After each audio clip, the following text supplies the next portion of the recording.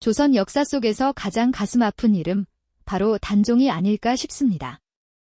어린 나이에 왕위에 올라 비극적인 최후를 맞이한 그의 이야기는 많은 이들에게 깊은 연민을 안겨주죠.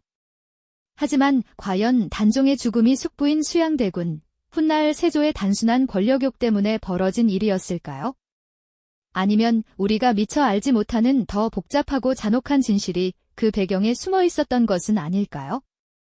오늘 저희는 그저 표면적으로 알려진 사실들을 넘어 단종의 비극이 조선이라는 나라의 근본적인 체제와 권력 구조, 그리고 인간의 깊은 욕망이 뒤얽혀 만들어진 거대한 역사적 드라마였음을 파헤쳐 보려 합니다. 아마도 여러분은 이 여정을 통해 단순한 슬픔을 넘어 시대를 관통하는 깊은 이해와 통찰을 얻게 되실 겁니다.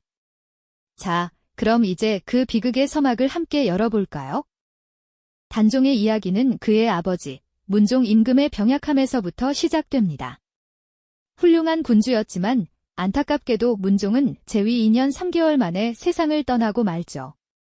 당시 왕세자였던 단종은 겨우 12살의 어린 나이였습니다. 생각해 보십시오. 한나라의 운명을 짊어져야 할 왕이 아직 어린아이였다는 사실은 그 자체로 거대한 불안감을 조성했을 겁니다. 병상에 누워있던 문종 임금은 어린 아들을 위해 여러 원로 대신들에게 뒷일을 부탁했습니다. 그 중에서도 가장 큰 축을 담당했던 인물들이 바로 영의정 황보인과 좌의정 김종서였죠. 이들은 문종의 유지를 받들어 어린 단종을 든든하게 보필하며 불안한 국정을 안정시키기 위해 온 힘을 다해 애썼습니다. 하지만 어린 왕의 존재는 언제나 권력을 향한 야심가들에게는 더 없는 기회가 되곤 했습니다. 왕권이 약해지면 자연스럽게 신하들의 힘이 강해지기 마련이죠. 특히 당시 조정은 문종의 갑작스러운 단명으로 인해 그야말로 혼란의 소용돌이에 휩싸여 있었습니다. 왕실의 어른이 부재하고 정치 경험이 일천한 어린 왕이 용상에 앉아 신하들을 내려다보는 모습은 궁궐 전체에 짙은 긴장감을 드리웠을 겁니다.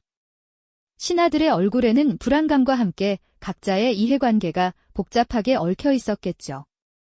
충성심과 야심, 그리고 생존을 위한 계산이 그들의 눈빛 속에서 교차하고 있었을 겁니다.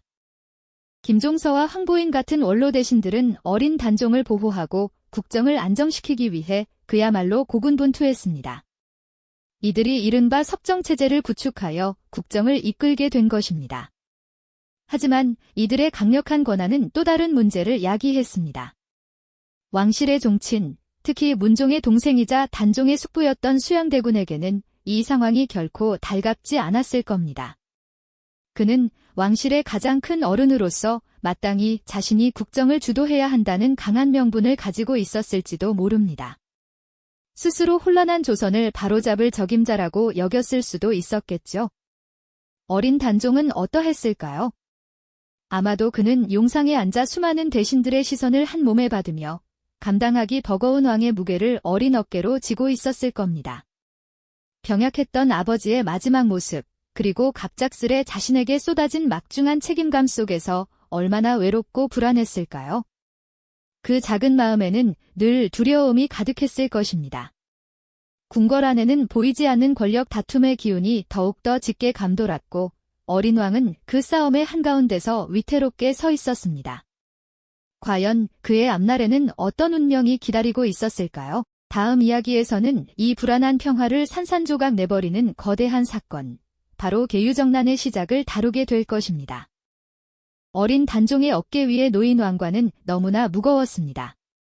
병약한 부왕 문종의 갑작스러운 승하로 어린 나이에 용상에 오르게 된 단종은 숙부인 수양대군을 비롯한 여러 종친들의 눈빛과 김종서, 황보인 같은 노련한 대신들의 심중을 알 수 없는 시선 속에서 매일같이 불안한 나날을 보냈을 겁니다. 당시 조정은 선대 문종께서 미처 다듬지 못하신 채 남겨두신 미완의 과제들로 가득했죠. 어린 임금이 홀로 국정을 이끌기에는 너무나 벅찬 상황이었기에 자연스럽게 김종서와 황보인 두 재상이 왕을 보필하며 나라의 기틀을 다잡는 데 힘썼습니다. 이들은 문종의 유지를 받들어 어린 단종이 안정적으로 통치할 수 있도록 돕는 데 최선을 다했다고 볼 수 있습니다. 그러나 이처럼 노련한 대신들이 국정을 주도하는 수렴청정의 형태는 역설적으로 왕권의 공백을 더욱 선명하게 드러내는 결과를 낳기도 했습니다. 명분상으로는 어린 왕을 보좌하는 것이었지만 사실상 모든 중요한 결정은 이 두 재상의 손에서 이루어졌으니 말입니다. 이러한 상황은 왕실의 가장 큰 어른이었던 수양대군의 눈에는 결코 곱게 비치지 않았을 겁니다. 그는 어쩌면 자신의 존재감과 영향력이 희석되고 있다고 느꼈을지도 모르죠. 혼란한 시대를 바로잡을 적임자는 자신뿐이라는 확신이 그의 마음속에 깊이 뿌리내렸을 것입니다. 마치 거대한 바위가 작은 돌멩이들을 압도하듯 그의 야망은 점점 더 커져만 갔습니다. 궁궐 안은 겉으로는 평화로웠지만 물밑에서는 팽팽한 긴장감이 흐르고 있었습니다. 마치 고요한 호수 아래 격렬한 해류가 움직이는 것과 같았죠. 어린 왕의 순수함과 노대신들의 충심, 그리고 숙부에 불타는 야망이 뒤섞여 언제 터질지 모르는 시한폭탄처럼 위태롭게 존재했습니다. 그리고 마침내 그 시한폭탄은 터지고 말았습니다. 1453년 음력 10월, 역사의 흐름을 완전히 뒤바꾼 거대한 피바람이 궁궐을 덮쳤으니 바로 계유정난의 서막이었습니다. 수양대군은 조용하고도 치밀하게 자신의 세력을 규합하고 있었습니다. 한명회, 권람과 같은 책사들과 홍달손, 양정 같은 무장들이 그의 주변에 모여들었죠. 이들은 수양대군의 뜻을 읽고 그의 야망을 현실로 만들고자 비밀리에 움직였습니다. 밤이 깊어지고 어둠이 짙게 깔린 어느 날, 궁궐은 갑작스러운 비명과 칼날이 부딪히는 소리로 가득 찼습니다. 무장한 병사들이 궁궐 문을 부수고 들이닥쳤고 그들의 목표는 오직 하나, 김종서와 황보인 등 어린 단종을 지지하는 세력을 제거하는 것이었습니다. 어둠 속에서 벌어진 그날의 참극은 조선 건국 이래 가장 충격적인 사건 중 하나로 기록되었습니다. 김종서는 자신의 집에서 자객에게 피습당해 비참한 최후를 맞이했고 황보인 또한 피할 수 없는 운명을 맞이해야 했습니다. 이들은 어린 왕을 보필하며 나라의 안정을 꾀했던 충신들이었지만 권력의 소용돌이 속에서 한순간에 적적이라는 오명을 뒤집어쓴 채 사라져갔습니다. 마치 거대한 폭풍이 모든 것을 휩쓸고 지나가듯 단종의 편에 섰던 수많은 인물들이 차례로 제거되었죠. 그들의 피는 궁궐의 차가운 돌바닥을 붉게 물들였습니다. 그야말로 피의 숙청이었습니다. 수양대군은 이 모든 과정을 진두지휘하며 단 하루 만에 조정의 권력을 완전히 장악했습니다. 그는 이제 더 이상 대군이 아니었습니다. 스스로 혼란한 시대를 바로잡고 약해진 왕실을 강화한다는 명분을 내세웠지만 그 이면에는 어린 왕의 보위를 찬탈하려는 강렬한 욕망이 자리하고 있었죠. 계유정난은 단순히 몇몇 인물들의 목숨을 앗아간 사건이 아니었습니다. 그것은 조선이라는 국가의 근본적인 권력 구조를 뒤흔들고 왕위 계승의 정통성에 대한 깊은 질문을 던지게 만든 거대한 전환점이었습니다. 어린 단종은 자신의 눈앞에서 벌어진 이 모든 참혹한 일들을 그저 지켜볼 수밖에 없었을 겁니다.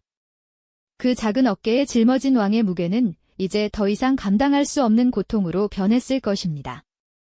믿었던 신하들이 하루아침에 사라지고 의지할 곳 없는 외로운 존재로 남겨진 어린 왕의 심정은 과연 어떠했을까요?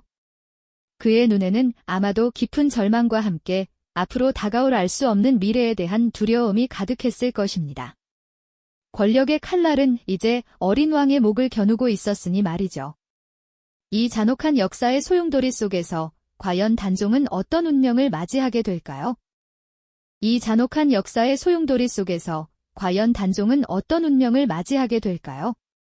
이제 어린 왕의 운명은 권력을 거머쥔 숙부, 수양대군에게 달려 있었죠. 계유정난으로 정권을 잡은 수양대군은 이제 새로운 임금으로서의 정당성을 확보해야 하는 과제를 안게 됩니다. 무력으로 권좌에 올랐다는 오명을 벗고 백성과 신하들에게 자신이 진정한 지도자임을 납득시켜야 했으니까요.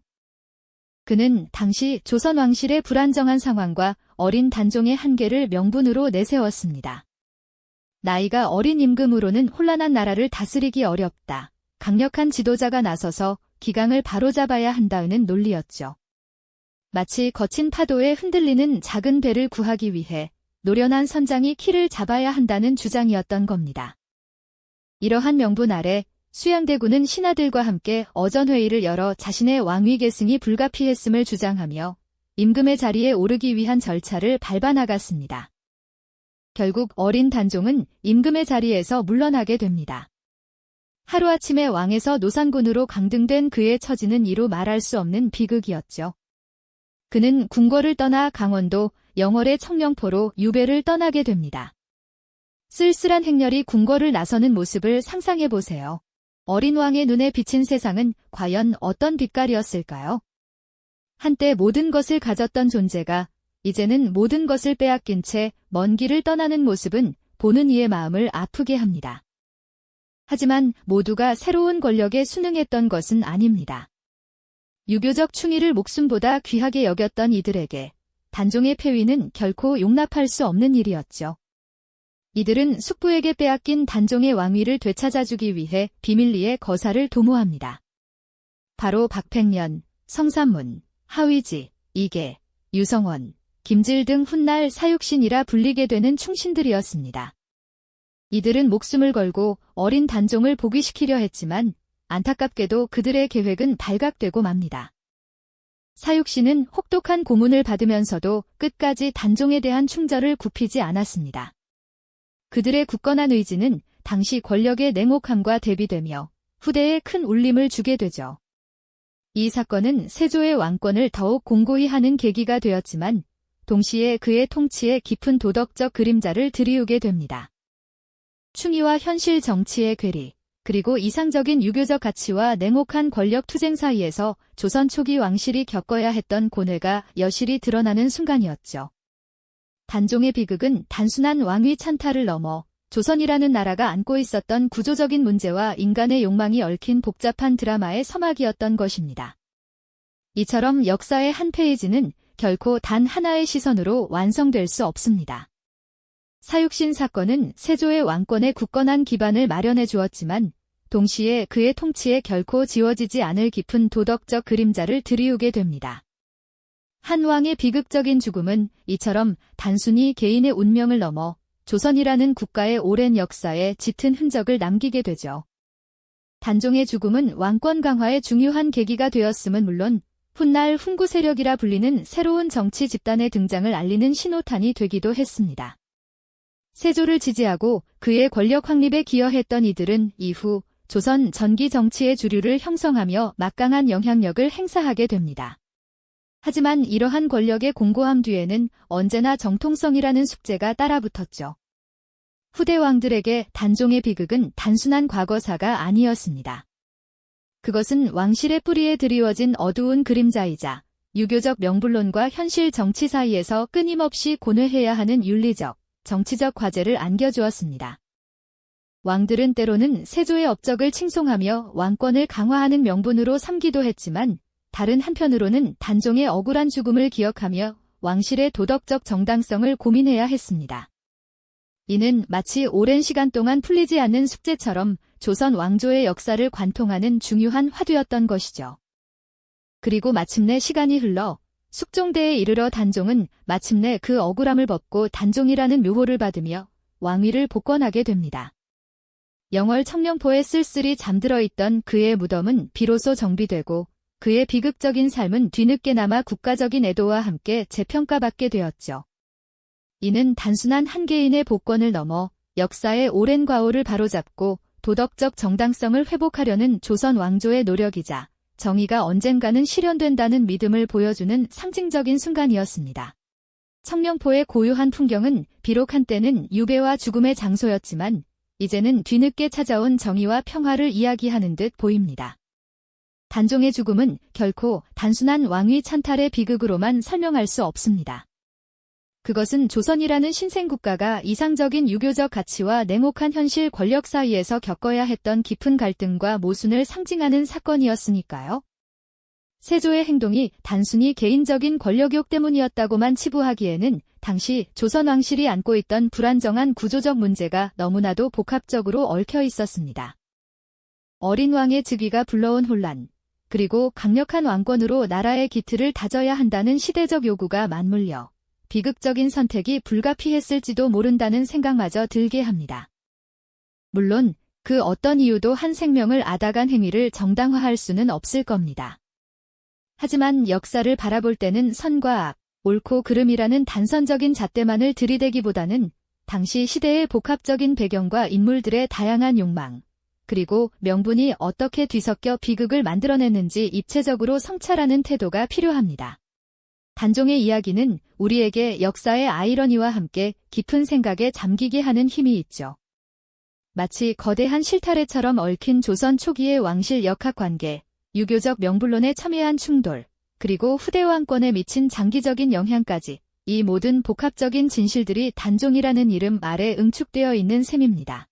결국 단종의 비극은 오늘날을 살아가는 우리에게도 권력의 본질이란 무엇인지, 명분과 실리 사이에서 어떤 선택을 해야 하는지, 그리고 역사를 해석하는 우리의 태도는 어떠해야 하는지에 대해 수많은 질문을 던져주고 있습니다.